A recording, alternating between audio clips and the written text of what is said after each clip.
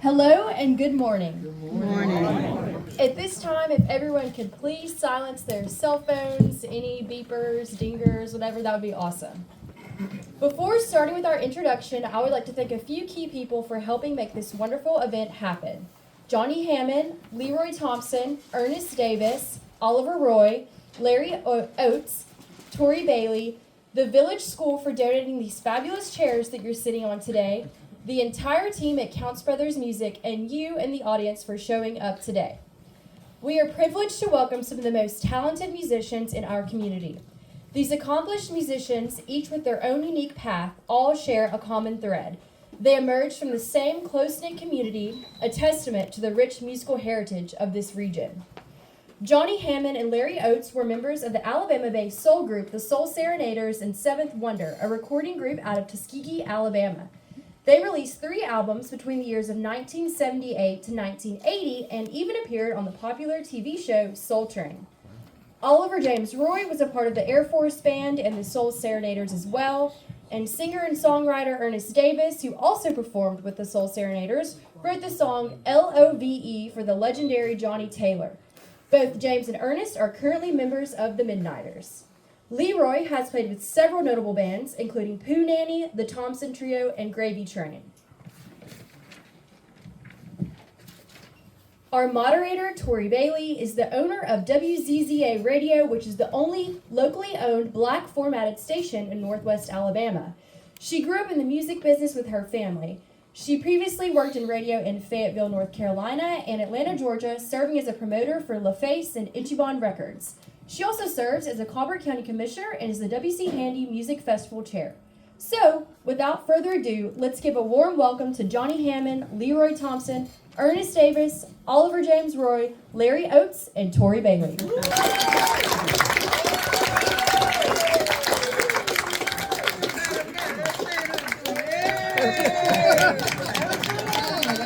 came a long way. Come on.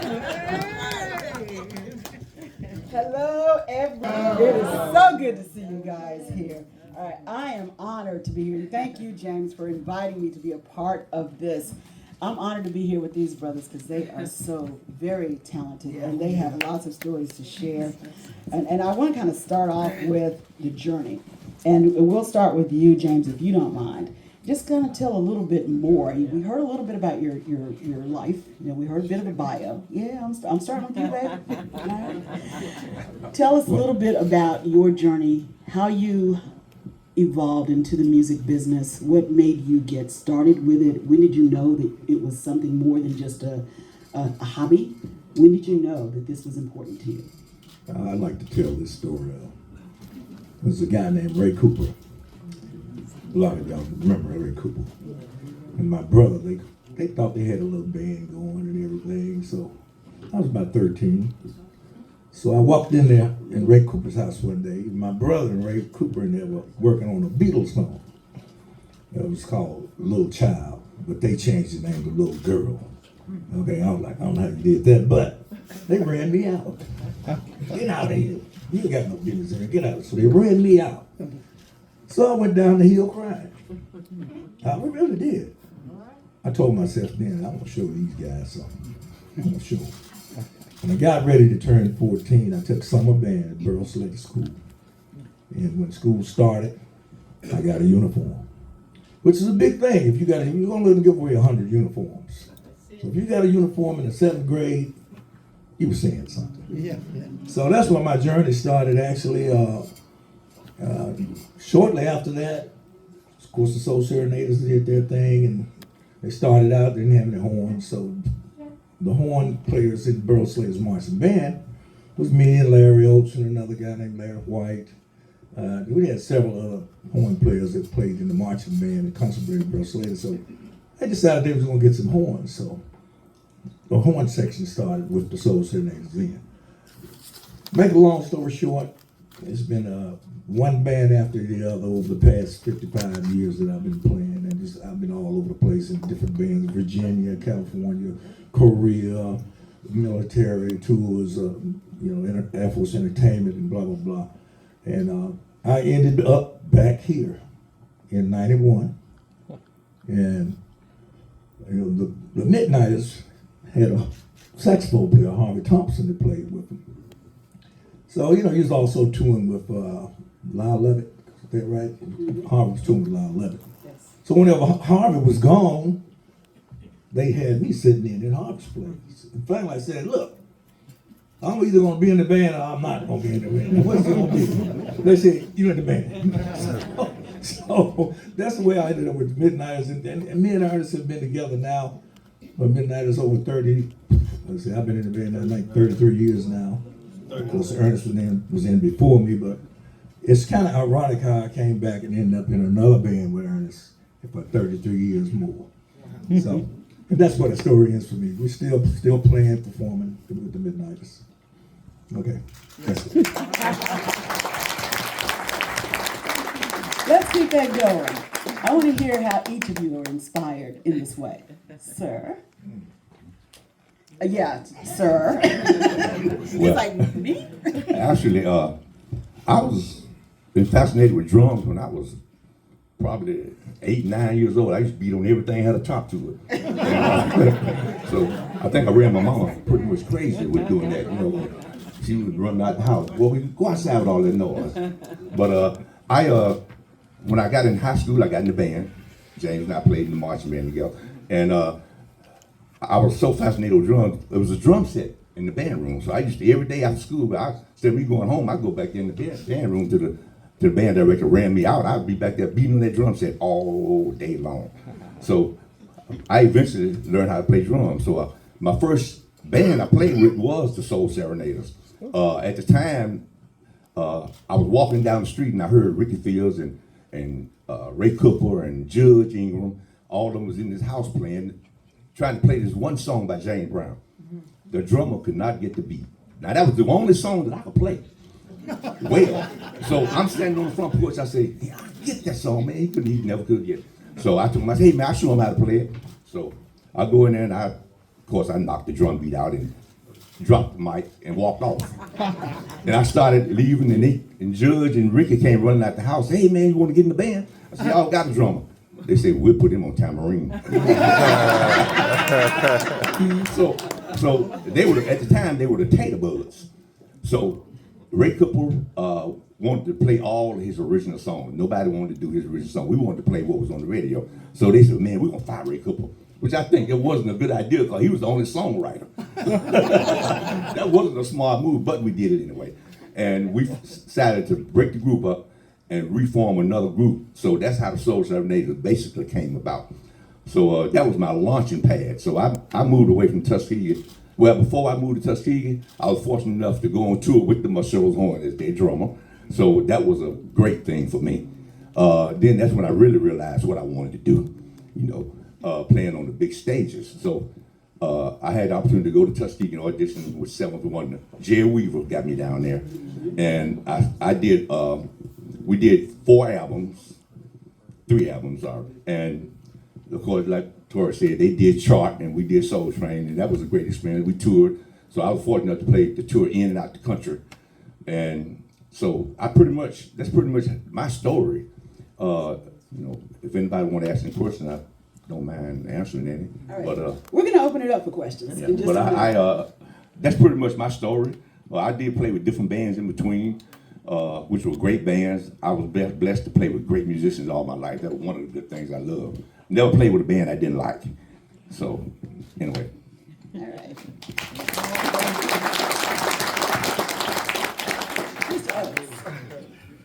I guess my story is a little different. Actually, I didn't know what I wanted to do. But one day, I was at school in the bed, and they had a flyer up saying, free instruments. I said, oh, free instruments. So I went around to the band room, and Doc Moore, the band director, he asked me, can I help you? I said, well, I come to get one of those free instruments. He said, well, what would you like to play?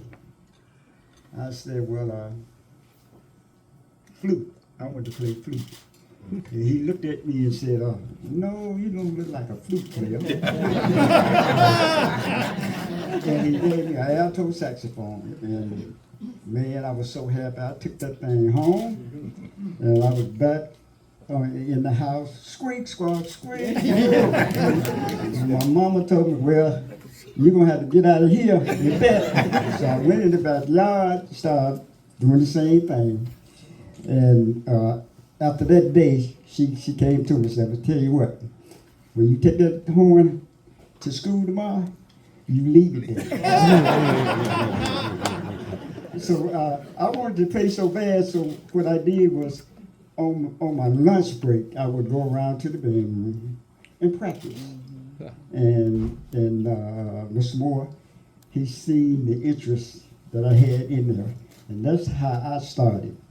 See, and then of course we started with the group, the Soul Serenaders, and after then I got drafted for Vietnam, and the guys would always tell me, said, "How you get drafted? You too small."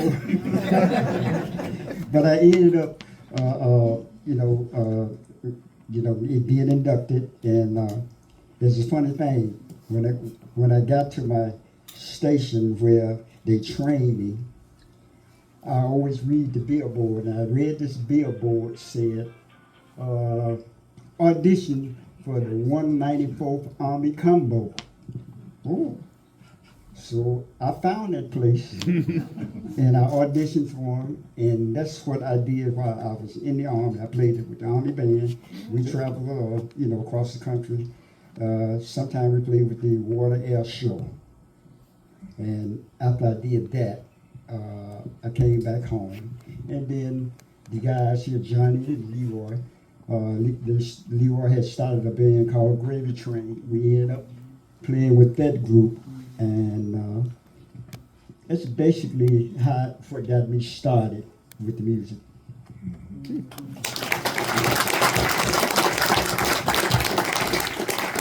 Mr. Davis. Good morning. Good morning. I'm not used to being on the mic unless I'm singing. You can sing your words if you want to. Let's start. My journey started at 917 West Irving. Sitting in the living room under the stereo, listening to every song and who wrote it, who produced it, and just singing. My mom used to scold me. So you need to get up and go outside, play, do something. But I would still sit at that stereo, sit. So then one day, there was two guys named Oscar Franks and another guy, they were recording. And they had this song, and they said, "We want you to sing this song." And I said, "I don't know about that." And the name of the song was "Sleeping at the Foot of the Bed." And I said, "That don't sound right." And it said, "Did you ever sleep at the foot of the bed? Wind was whispering all around the house." And I said, "No." So we practiced that for a while, and then we went to different studios and stuff. And then I come from a family of 14, 6 boys and 8 girls. I had a brother that played drums, which was Willie Frank Davis. That was my brother. And then my brother Rip, he played bass. But we didn't have instruments. We had cigar boxes, sticks, fake microphone, and we'd get in the backyard and we'd just entertain. So I knew then I wanted to sing. So there was a talent show at Burroughs Slater High School. And they asked me to be on it. So I was on it. I did Under the Boardwalk. It was me, Ricky Fields, and Thomas Harris. Okay, and after that, they had another talent show. And on this talent show, I did Just My Imagination. And that's when they started talking about putting a band together. But I was scared because I was always shy. Always. I was real shy. I don't see how I'm talking right now. Yeah. And went on from there, and then the Soul Serenaders came about. So we practiced at Ricky's house in the living room, and I did a few songs, and I was doing a James Brown song. But Claude couldn't get the beat. So that's when Johnnie came in and played the beat, and that's how the fascination of the Soul Serenaders started. And after that, I just would do James Brown songs and different one songs. But I want to give you a little background on the struggle. It wasn't ice cream and cake. I had to have a bass amp. Ricky's parents said, I'm not signing for no amp, because y'all ain't gonna be together that long, no. So there was a lady by the name of Miss Betty Martin. Jeannie Martin, that married Mim Rogers, that would be her daughter. So she signed for a bass amp for us. And the payment was $26 a month. And it was hard to come up with. It really was. So from there, hooked up with Frank Johnson, and me and him wrote Love by Johnnie Taylor at the Malaco Studio. And I went to sleep while they was recording. And when I woke up, they was playing this song, This Is Your Night. And I said, that sounds like a good album cover title. So when the album come out, that was the name of it, This Is Your Night. And Love was on the album. So if you ever want to look that up, look up Johnnie Taylor, This Is Your Night. Love is on there. Okay, and then from there,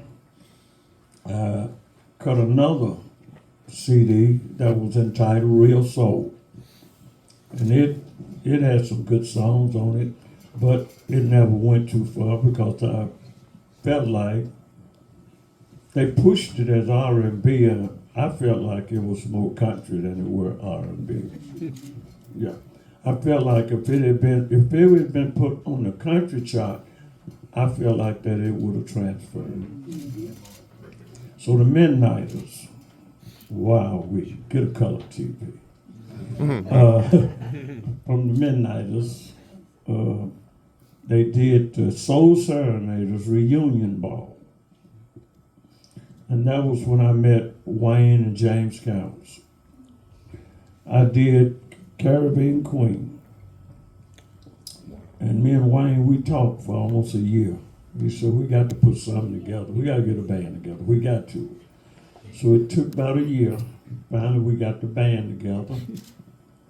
And we've had good success. This June will be 39 years for the Midnighters. Wow. 39.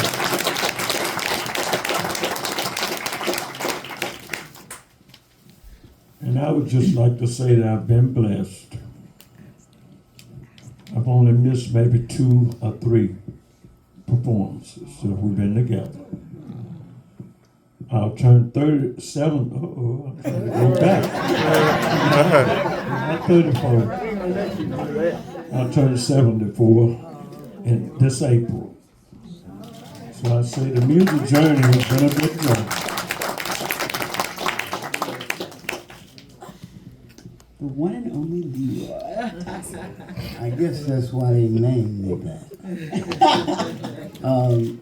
My journey started in church.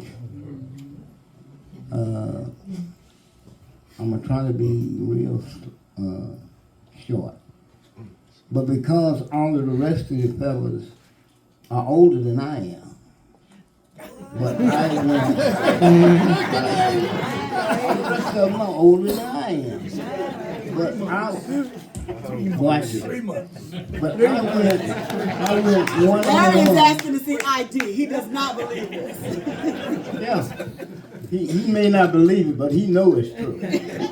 But I was the youngest one of them, but I was the only one that came out of the church, other than James, that kept it real. And what I mean by real, I went one-on-one with each one of these fellows. All the bands that you're talking about they played with, I was right there with them. I was not really a member of a per se group. There were so many members, so many individuals that played instruments on the west side. Those are the ones that I'm here for. The ones that were lost in the shuffle. James Roy had a brother that played guitar. And y'all used to go up to Wilson's and he would cut your meat for you. But you never knew he was a guitar player. His name was Russell Lyons. Mr. Cooper, not Ray Cooper. Ray Cooper had a cousin. His sister and brother back there, Ricky, and he was James' classmate. He also played guitar. Ronnie Cooper. And so many others, Ray Cooper as well. Ray introduced me to what music was about as far as the recording end, how the studios got started.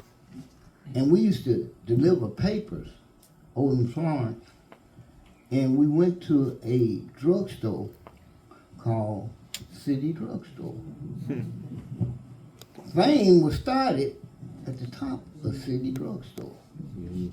So the knowledge that I obtained being young and being real to who I was no matter what, if they call me Leroy, whatever else I've done in this life, I'm still Leroy.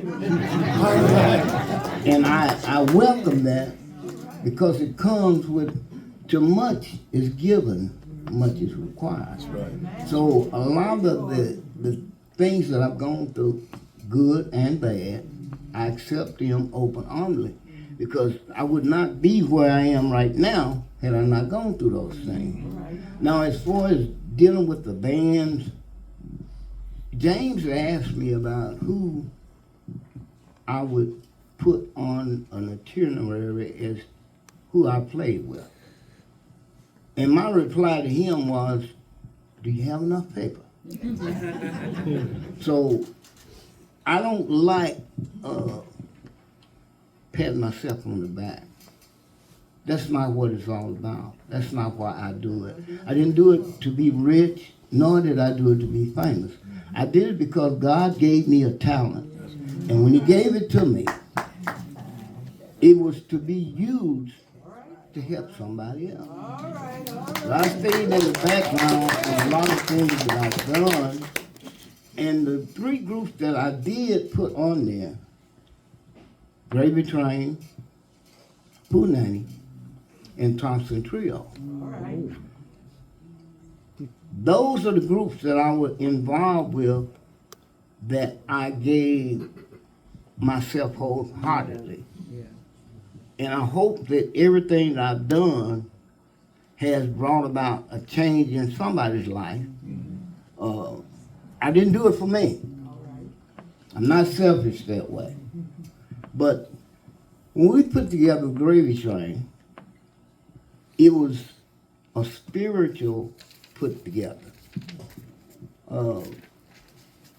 We had 4 members, which was Ollie Woodson, Jerry Weaver, Cornell Ward, and myself. Now, coming from all different backgrounds, but coming together for one common goal. Each one of those members of that band, they were also older than me.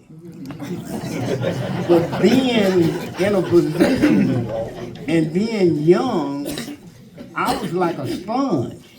What they didn't understand was, even though they were older than I was, while they were out performing, the Lord and I were sleeping with that bass. When I came out to play, he said he don't give you anything unless he prepares you for it. So my sleeping with my guitar became a thing. If you sleep with your guitar, not just my guitar, God was in there with me. So to get the lesson that I got, it's not based upon going to school. I have quite an education, not through school, but through God. And that's the best education that I can give whenever I talk to anybody, more so than talking about my musical ability. I'm talking about God and what he can do for you. That's my legacy. And I hope that talking about the individual accolades of myself, I'm not really good at doing that because I don't do it for myself. But I do understand is sometimes people look at it as being selfish when you pat yourself on the back. But my grandmother told me years ago, it's a poor dog that don't wag his own tail. So that's where mine started. And like I said, I can get long-winded, but He already has. and do it daily. James said he was going to preach. And do it daily. Now, that's all I have to say as far as my that was just your first question, sir. You got some other questions coming. I know. That's why I thought I'd cut off. Okay. All right. I'll tell a little bit about my journey. I grew up in the music business in one way or the other. It's interesting that after living in my first home was in Huntsville, because my dad was the first black police officer in Huntsville, Alabama, and then I ended up back here. But I grew up from the age of 12 on the West Side. So West Side Stories, which is a very clever name that was created for this. Thank you, James. I really want to kind of focus in on the West Side a little bit. So our parents, my brother and I had parents that had a record store. Well, actually 3 different record stores, but the first 2 were on Mobile Street. So right in smack in the middle of the West Side. All right, so Leroy, you're nodding, and I know some of you remember being there. James, I know. So there were. I remember seeing some of you when you would come into the record store to buy a 45 or an album.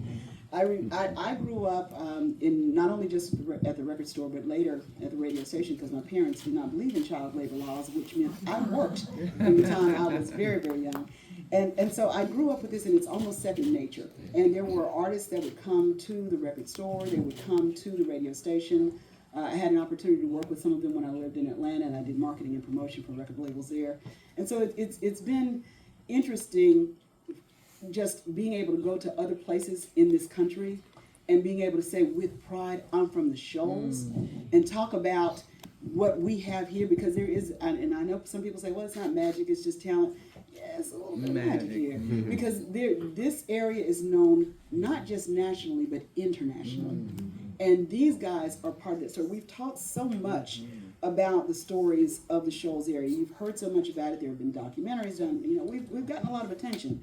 But there is so much more to our story, which is why I was so glad that during the Handy Festival last year, you ladies put that together. That was the first time that I was hearing about some of this, and I said, gosh, we've got to do more of this because there's only one, we have so many more parts of the story to tell, and West Side Stories are part of those. Yes. So we'll keep on talking a little bit about each one of our forays into this music business, but I gotta say, you know, from listening to you guys, it sounds like your mothers weren't quite as impressed with y'all when you first started off as we are today. So I really need to know when your first paid gigs were. You know, when did you stop doing this for fun?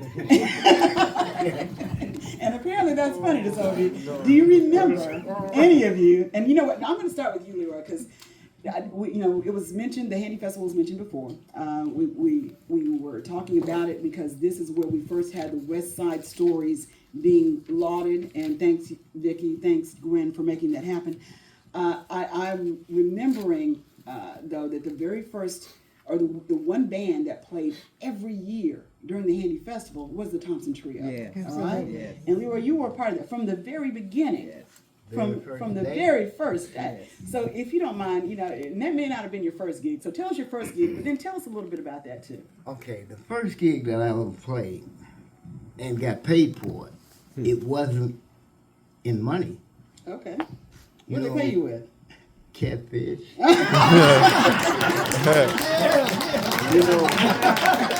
If you know anything about the We'll chitlin work circuit, for food, okay. if you know anything about the chitlin circuit, that's why I got to be there. A lot of times you would go to these places and you would play expecting to get paid. And what you got paid in was in loyal followers and food, which takes you a whole lot further than money sometimes, because usually back during those days, we probably didn't get the money because we owed the bartenders. Let's keep it real. Let's keep it real. But as far as that's concerned, my first pay came back in 1964. Played at a birthday party. Ernest doesn't remember this. We played at a birthday party. His brother, myself, Ernest, Ricky, and Russell. We played at a party up in Bailey Springs. You want to know how good my memory is? We played at a party in Bailey Springs. We had 2 amps, 2 Silvertone amps. We had 3 guitar players coming out of 1 amp. We had a bass coming out of the other amp, and Ernest singing. This is long before Soul Serenaders. We didn't even have a name of the band. We just knew we loved to play. And the family was Martin. I'm not going to call first names, but the family was Martin, and it was about 3 or 4 girls there, so yeah. I digress. I'll come back. But we played this party, a birthday party, and that was the first time that we got paid as far as money is concerned. But going to the WCA Music Festival, which was great for me because he and I have something in common. We both were born on the West Side. He was born in 1873, I was born in 1953. A few blocks from where he was born. Now, in my younger life, we moved around on the West Side, but I've always been on the West Side. So that claim that W.C. Handy and pride that he took for the West Side, I also have that. It's not about just a name to me, it's about a lifestyle. It's about my life. So when we went through the building of the W.C. Handy Music Festival from day one, a lot of people, the story of that has been lost. Yes. Willie Ruff and I met years before the W.C. Handy Music Festival. I used to go to his studio out in Killen, back in the woods. Now, when I first met Willie, what we had in common was he was a professor at Yale University. And he had been sent on a sabbatical to Africa to record the drums, the different rhythms. And his uncle had a club in Sheffield called Lucille's Grill. So we played at Lucille's Grill, and after we would get through playing, Benny Harden was his name. He also had a spot over on 18th, I think it was, right down the street from his house. But to make a long story short, Willie came over there and heard us play. And this band was Gravy Train, which had Ollie, myself, Cornell, and Jerry Weaver. So he said, after you all get through playing, come down to my uncle's spot. And he took us to his uncle's house and pulled out a 8mm film and put a sheet up and ran that film on there. And it had all the different rhythms and stuff that he recorded from Africa. This long before the Hammon Festival started. But he was so instrumental in helping with the beginning of the W.C. Handy Festival. Ironically, my first grade teacher was Peggy Steele, which was also instrumental in bringing about the W.C. Handy Music Festival. So as far as being a part of that, it was richly rewarding to me because I know God had put me in the right place. No way I could have come in contact with Willie and with Peggy Clay, you know. But I'll pass it on to somebody else. I know I'm not talking about. So I hope y'all caught that. Peggy Steele is Peggy Clay. Peggy Steele Clay. All right. So I know some of you may not have known her by that name. Peggy Clay picture. He's jumped in. When he said Peggy Steele, see, I had never heard. Yeah, Peggy Steele. But Peggy Clay, they stayed right behind. They did. Yeah. It's gonna be a lot you ain't never heard come out of my mouth. I use some seat belts and hook up because it's gonna feel right. All right. I'm going to skip around just a little bit because, you know, you mentioned Dr. Ruff. And Larry, your story of playing while in service is somewhat similar to Dr. Ruff playing while in service. So I want to jump to you. Do you remember your first paid gig? Not really, but Pull your mic up. I tell you, we as a group, Larry, we as a group, we as a group, we gelled together. So what we did, we got down in that bedroom on West Mobile Street. We put covers over the windows, and we went in there and we rehearsed. That was our thing. We didn't think about no money. Money was beside us, and it developed when it developed. And of course, we had managers that you know, took advantage of the situation. You know what I'm saying? But like I said, the little money that we did have, right, we had to pay it out because we had an eat shop. We had an eat shop down there. We could go down there any time of day and you know, and get food and stuff. By the time we did a performance and something got paid, we owed that. So it really wasn't about the money. We just enjoyed playing with each other. And that's how we ended up. I'm going to come back to you, Ernest. Do you remember your first paid gig? Johnnie? Ernest. Yeah, I sold Serenaders. Okay. I think we made $1.75 I think it was $1.75. I don't remember. Well, I do. We played up at a school up in Town Creek or somewhere up there. Oh, now I remember. Yeah. But I never was in it for the money. Okay. I was in it because I loved it. You know, I think every true musician can pretty much say that. And one thing I'm going to say, and this extends further than just bands. No matter what you form in life, it has to be a family or anything. You know, you got the jail. Everybody got to come together and be as one. Otherwise, it won't work. Thank you. John, you remember that $1.75? I didn't get mine. I don't know what my $1.75 is, but I remember the gig.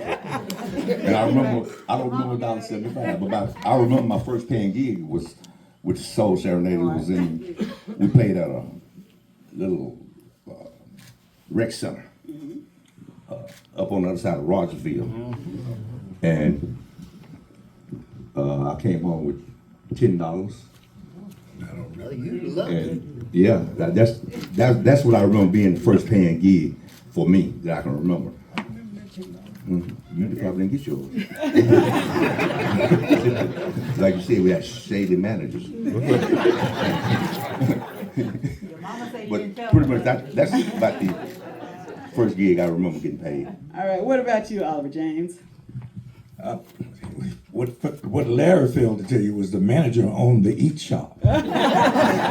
So he didn't have a problem with us getting stuff on credit, bologna sandwiches, whatever. Because we were starving artists. We practiced all day long.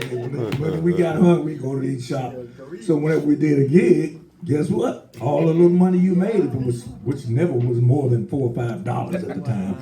We talking 1967 and 8, okay? 1967, 68, we weren't making nothing. And so